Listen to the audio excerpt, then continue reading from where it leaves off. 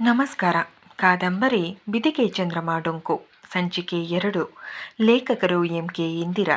ಈ ಕೃತಿಯ ಗೌರವ ಆಯಾ ಲೇಖಕರಿಗೆ ಸಲ್ಲತಕ್ಕದ್ದು. ತಮ್ಮ ಮುಂದಕ್ಕೆ ಕಾಫಿಯ ಲೋಟವನ್ನು ತಂದು ಹಿಡಿದ ಬೃಂದಾಳನ್ನು ಹತ್ತಿರ ಕರೆದು ಸೀತಾಬಾಯಿ, ಯಾಕವ್ವ ಮದುವೆ ಮನೆಯಲ್ಲಿ ಹಿಂಗೆ ಓಡಾಡ್ತಿದ್ದಿ? ಒಂದು ಚಲೋ ಸೀರೆ ಉಡಬಾರ್ದಾ? ಬೃಂದ ಸ್ವಲ್ಪ ನಾಚಿ ಉತ್ತರವಿತ್ತಳು. ನನ್ನ ಹತ್ರ ಚಲೋ ಸೀರೆ ಇಲ್ರಿ. ಯಾರ್ದಾದ್ರೂ ಚಲೋ ಸೀರೆ ಉಟ್ಟು ಹಾಳು ಮಾಡಿದ್ರೆ ನಾವೇನು ತೆಗೆದುಕೊಡೋ ಹಂಗಿದ್ದೀವ? ನಿನಗೆ ಸಾಕು ಇದೆ ಸೀರೆ. ಅವಳ ಮುಖ ನೋಡಿ ಅವರಂದರು, ನಂದೊಂದು ಸೀರೆ ಕೊಡ್ತೀನಿ, ಉಟ್ಕೊತೀಯಾ? ಬೃಂದಾಗ ನಗು ಬಂತು. ಆದರೂ ತಡೆದು ಹೇಳಿದಳು, ಬ್ಯಾಡ್ರಿ, ನಿಮ್ದೆಲ್ಲ 18 ಮೊಳದ ಸೀರೆ, ನಾನು ಉಡೋದು 12 ಮೊಳದವು. ಅಷ್ಟು ದೊಡ್ಡ ಸೀರೆ ನಾನು ಯಾವತ್ತೂ ಉಟ್ಟಿಲ್ರಿ. ಅವರು ಕೂಡ ನಕ್ಕರು. ಹೋಗ್ಲಿ ಬಿಡವ್ವ, ಸಂಜೆ 6 ತಕ್ಷತಿ ಹೊತ್ಗಾದ್ರೂ ಯಾರ್ದಾದ್ರೂ ಒಂದು ಚಲೋ ಉಡ್ಕೊಂಡು ಓಡಾಡು. ಎಲ್ಲರೂ ಹೊಸ ಸೀರೆ ಉಟ್ಟಾರ, ನೀನು ಒಬ್ಳು ಹಿಂಗಿದ್ರೆ ಚಂದ ಕಾಣೋದಿಲ್ಲ. ಬೃಂದಾಳ ಮುಖ ಸ್ವಲ್ಪ ಕಂದಿದಂತೆ ಕಂಡಿತು.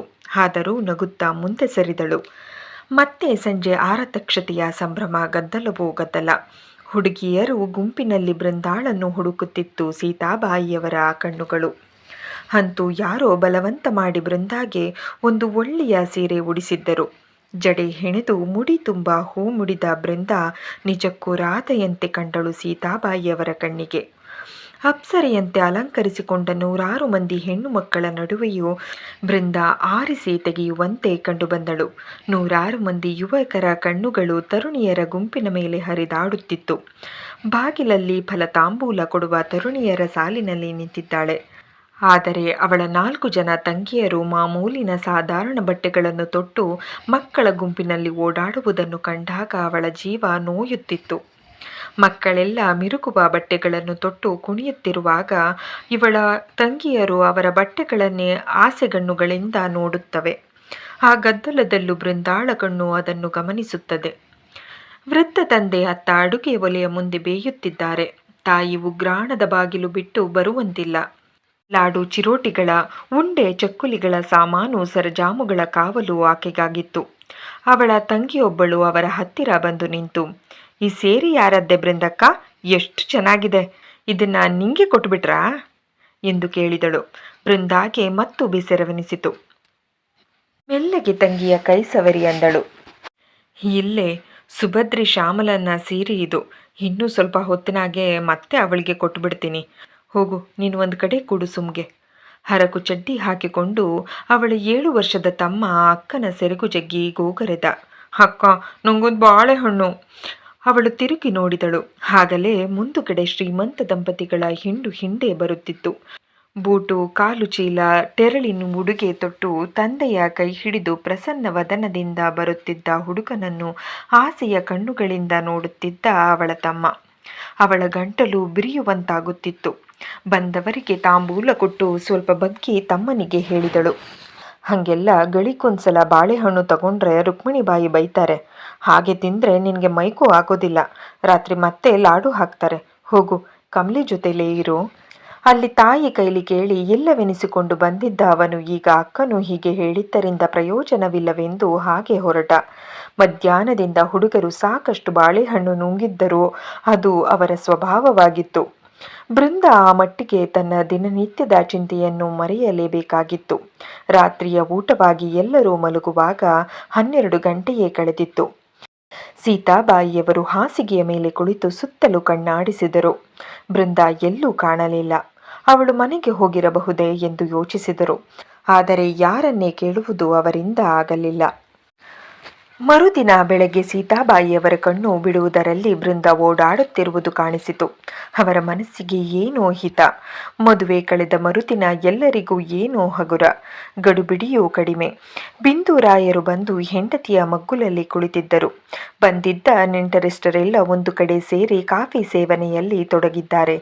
ಆಗ ಬೃಂದ ಕೆಟಲಿನಲ್ಲಿ ಕಾಫಿ ತಂದಳು ಹೆಂಗಸರಿದ್ದ ಕಡೆಗೆ. ಬಿಂದುರಾಯರು ಅವಳನ್ನು ನೋಡಿ ಹೆಂಡತಿಯನ್ನು ಕೇಳಿದರು, ಈ ಹೆಣ್ಣುಮಗಳು ಯಾರು? ನಮ್ಮ ರುಕ್ಮಿಣಿ ಮನೆಯವರ ಪೈಕಿ ಯಾರೂ ಇದ್ದಂಗೆ ಕಾಣೋದಿಲ್ಲಲ್ಲ. ಬೃಂದ ಒಳಗೆ ಹೋದೊಡನೆ ಸೀತಾಬಾಯಿಯವರು ಮೆಲ್ಲನೆ ಹುಡುಗಿಯ ವೃತ್ತಾಂತ ಅಷ್ಟಿಷ್ಟು ಹೇಳಿದರು. ಬಿಂದುರಾಯರಿಗೆ ಆಶ್ಚರ್ಯವೆನಿಸಿತು. ಅವರು ನಕ್ಕು ಕೇಳಿದರು, ಪರವಾಗಿಲ್ಲ ಬಿಡು, ಈ ಗದ್ದಲದಾಗ ನೀನು ಎಲ್ಲರ ಸುದ್ದಿನೂ ಸಾಕಷ್ಟು ಸಂಗ್ರಹ ಮಾಡಿದ್ದಿ. ಸೀತಾಬಾಯಿಯವರಿಗೆ ಮನತುಸು ಅಳುಕಿತು. ನಾನು ಯಾಕೆ ಸಂಗ್ರಹ ಮಾಡ್ಲಿಕ್ಕೆ ಹೋಗ್ಲಿ? ನಿನ್ನೆ ನನ್ನ ಪಕ್ಕದಲ್ಲಿ ಊಟಕ್ಕೆ ಕೂತಾಕಿಯೊಬ್ಬರು ಹೇಳಿದರು. ಬಿಂದೂರಾಯರ ಮಾತು ಪೂರೈಸುವವರಂತೆ ಸಹಜ ಮೆಚ್ಚುಗೆಯಿಂದ ಅಂದರು. ಯಾರಾದ್ರೇನು ಬಿಡು, ಬಡವರ ಮನೆ ಹುಡುಕಿ ಆದ್ರೇನು, ಚಲೋ ಇದ್ದಾಳೆ ಹೆಣ್ಣುಮಗಳು ಪಾಪ.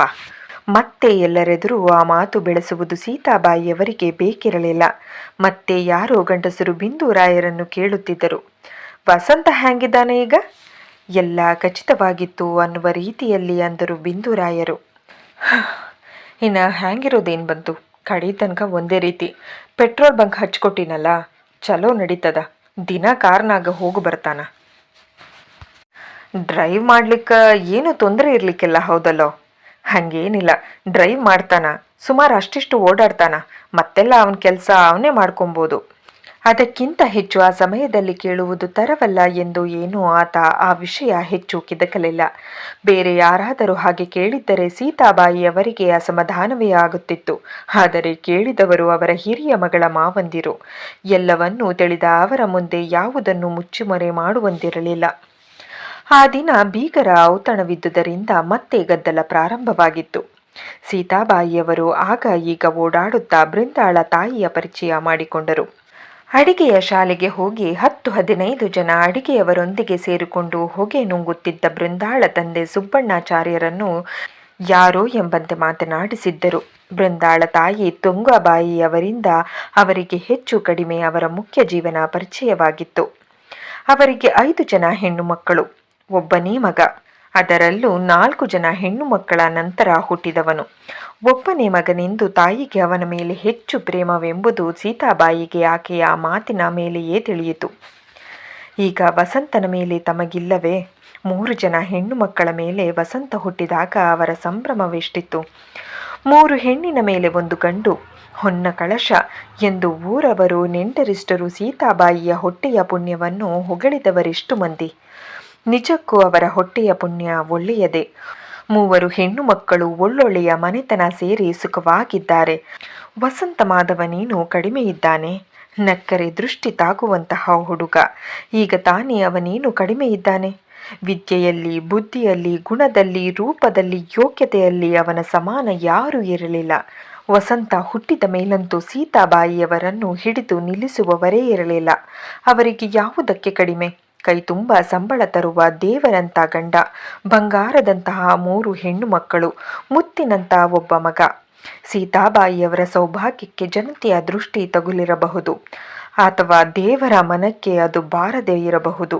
ಅವರ ಭವ್ಯವಾದ ಬಾಳುವಿಗೆ ಅಥವಾ ಅವರ ಮಿತಿಮೀರಿದ ತೃಪ್ತಿಗೆ ಒಂದು ಊನ ತಂದು ಕೂರಿಸಿದ. 4-5 ವರ್ಷಗಳ ಕಾಲ ಅವರ ಜೀವನವನ್ನು ಹಣ್ಣು ಮಾಡಿ ಹಾಕಿತ್ತು ವಸಂತನ ಪ್ರಕರಣ. ಇದೀಗ ಮನಸ್ಸು ಸುಮಾರಾದ ಸ್ಥಿಮಿತಕ್ಕೆ ಬರುತ್ತಿದೆ. ಮನೆಯಲ್ಲಿ ಕಾಣುತ್ತಿದ್ದರೂ ಆ ದಂಪತಿಗಳು ಎಲ್ಲಿಗೂ ಹೋಗುವುದನ್ನು ಬಿಟ್ಟಿದ್ದರು. ಆದರೆ ಈಗ ತಂಗಿ ರುಕ್ಮಿಣಿಬಾಯಿ ಏನು ಮಾಡಿದರೂ ಬಿಡದೆ ಅಳುತ್ತಾ ಕುಳಿತಿದ್ದರಿಂದ ಬರಲೇಬೇಕಾಯಿತು. ತಮ್ಮ ಮನೋವ್ಯತೆಯನ್ನು ಅತಿಯಾಗಿ ಹೊರಗೆ ತೋರಿಕೊಳ್ಳುವುದು ಅವರ ಜಾಯಮಾನಕ್ಕೆ ಬಂದದ್ದಲ್ಲ. ಹಸೆಯ ಮೇಲೆ ಕುಳಿತ ವಧೂವರರನ್ನು ಕಂಡಾಗ ಬಿಂದೂರಾಯರ ಗಂಡತಿಯು ಕೆಲವು ಗಳಿಗೆ ನೋವನ್ನನುಭವಿಸುತ್ತಿತ್ತು. ಮತ್ತೆ 2ನೆಯ ದಿನವೇ ಬಿಂದೂರಾಯ ದಂಪತಿಗಳು ತಂಗಿಯ ಉಪಚಾರ ಸ್ವೀಕರಿಸಿ ಊರಿಗೆ ಹೊರಟರು. ಅಪರೂಪಕ್ಕೆ ತನ್ನ ಮನೆಗೆ ಅಣ್ಣ ಅತ್ತಿಗೆ ಬಂದು ಹೋದುದು ರುಕ್ಮಿಣಿಬಾಯಿಗೆ ಬಹಳ ಸಂತೋಷವಾಗಿತ್ತು. ಮದುವೆ ಕಳೆದು 15 ದಿನಗಳ ನಂತರ ಆಕಸ್ಮಿಕವಾಗಿ ಸೀತಾಬಾಯಿಯವರ ಪತ್ರ ನೋಡಿ ರುಕ್ಮಿಣಿಬಾಯಿಗೆ ವಿಸ್ಮಯವಾಯಿತು. ಮತ್ತೆ 1 ವಾರದಲ್ಲಿ ಸೀತಾಬಾಯಿಯವರು ಬರುವವರಿದ್ದರು. ಬರುವ ಕಾರಣವನ್ನು ಮಾತ್ರ ಅವರು ತಿಳಿಸಿರಲಿಲ್ಲ. ರುಕ್ಮಿಣಿಬಾಯಿಗೆ ಇದರ ಅರ್ಥವೇ ಆಗದೆ ಚಡಪಡಿಸಿದಳು. ಬಂದ್ಮೇಲೆ ತಾನೇ ತಿಳಿತದಲ್ಲ, ಯಾಕೆ ಒದ್ದಾಡ್ತಿ ಎಂಬ ಒಂದೇ ಮಾತಿನ ಸಮಾಧಾನ ಹೇಳಿದರು ಆಕೆಯ ಗಂಡ. ಮೊಮ್ಮಗಳು ಮತ್ತು ಡ್ರೈವರ್ ಇಬ್ಬರೇ ಸೀತಾಬಾಯಿಯ ಜೊತೆಗೆ ಬಂದವರು. ಎಲ್ಲ ಬಗೆಯ ಕ್ಷೇಮ ಕುಶಲ ನಡೆದರೂ ರುಕ್ಮಿಣಿಬಾಯಿಯ ಗಂಡ ಮನೆ ಬಿಟ್ಟು ಹೊರಡುವವರೆಗೂ ಸೀತಾಬಾಯಿ ಬಾಯಿ ಬಿಡಲಿಲ್ಲ. ಆತ ಆಫೀಸಿಗೆ ಹೋದರು, ಮಕ್ಕಳು ಸ್ಕೂಲ್ಗಳಿಗೆ ಹೋದರು. ಅತ್ತಿಗೆ ನಾದನಿಯವರು ಆರಾಮಾಗಿ ಕುಳಿತ ಮೇಲೆ ರುಕ್ಮಿಣಿಬಾಯಿ ಕುತೂಹಲ ತಡೆಯಲಾರದೆ ಕೇಳಿಬಿಟ್ಟಳು. ಇದೇನು ವೈನಿ, ಇದ್ದಕ್ಕಿದ್ದಂಗೆ ಬಂದುಬಿಟ್ರಿ? ನೀವು ಸುಮ್ಮನೆ ಬರೋರಂತೂ ಅಲ್ಲ. ಸೀತಾಬಾಯಿಯವರು ಆತುರ ಪಡದೆ ಅಂದರು. ನಿನ್ನಿಂದ ಒಂದು ಕೆಲಸ ಆಗಬೇಕವ ರುಕ್ಮಿಣಿ, ಅದಕ್ಕೆ ಬಂದೆ.